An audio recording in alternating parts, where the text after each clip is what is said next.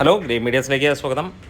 എറണാകുളം കവിതയിലെ ഇന്നത്തെ തിരക്കാണ് ഇത്. തലയുടെ വിളയാട്ടം തന്നെയാണ് നമുക്ക് കാണാൻ കഴിഞ്ഞത്. ഇന്ന് ഉച്ചയ്ക്കുള്ള ഷോയുടെ തിരക്കാണ് നമുക്ക് കാണാൻ കഴിഞ്ഞത്. ശനിയാഴ്ച ഗംഭീര തിരക്ക് തന്നെയാണ് ചോട്ടാ മുംബൈ എന്ന ചിത്രത്തിന് ഉള്ളത്.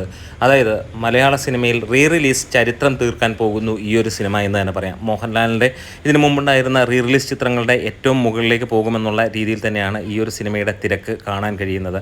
ആദ്യ ദിനം 46 ലക്ഷം രൂപയോളമാണ് സിനിമയ്ക്ക് നേടാൻ കഴിഞ്ഞുള്ളെങ്കിൽ രണ്ടാം ദിവസം 50 ലക്ഷം രൂപയ്ക്ക് മുകളിലേക്ക് എത്തും എന്നുള്ളത് തന്നെയാണ് കാര്യങ്ങൾ തീരുമാനിക്കുന്നത്. അതായത് 300-ന് മുകളിലുള്ള ഷോകളാണ് ഇന്ന് ഉള്ളത്. ഇന്നലെ 250ഓളം ഷോകൾ മാത്രമായിരുന്നു എങ്കിൽ ഇന്നത്തെ തിരക്ക് കാണുമ്പോൾ ഒരു കാര്യം ഉറപ്പിക്കാം, ഈ സിനിമയ്ക്ക് എങ്ങനെ ടിക്കറ്റ് കിട്ടാനില്ലാത്ത ഒരവസ്ഥ. റീ റിലീസ് ചിത്രങ്ങളിൽ ഇത് ഒരു തരംഗമാവുകയാണ്. തലയുടെ പൂർണ്ണ വിളയാട്ടം എന്ന് തന്നെ പറയാം. മലയാള സിനിമ ഏറെ കാലമായി കാത്തിരിക്കുന്ന ഒരു കാര്യം തന്നെയാണ് ഇമ്മാതിരി ഒരു സിനിമ എന്നുള്ളത്. ഈ ഒരു കാലഘട്ടത്തിൽ ഇതേപോലെ ഒരു സിനിമ വരുവാണെങ്കിൽ 200 അല്ല 300 കോടിക്ക് മുകളിൽ നേടാൻ കഴിയും. അങ്ങനെയുള്ള ഒരു കാര്യവും കൂടെ തെളിയിച്ചു തരുന്നു ഈ ഒരു സിനിമ എന്ന് പറയാം. പക്ഷേ അന്യം നിന്നു പോയിരിക്കുന്നു മലയാളത്തിലെ കോമഡികൾ എന്ന് പറയാം. പല കോമഡികളും കണ്ടുവരുമ്പോൾ നമ്മൾ ചിരിക്കാൻ വേണ്ടി ചിരിക്കണം എന്നുള്ളൊരവസ്ഥയിലേക്ക് എത്തുന്നു.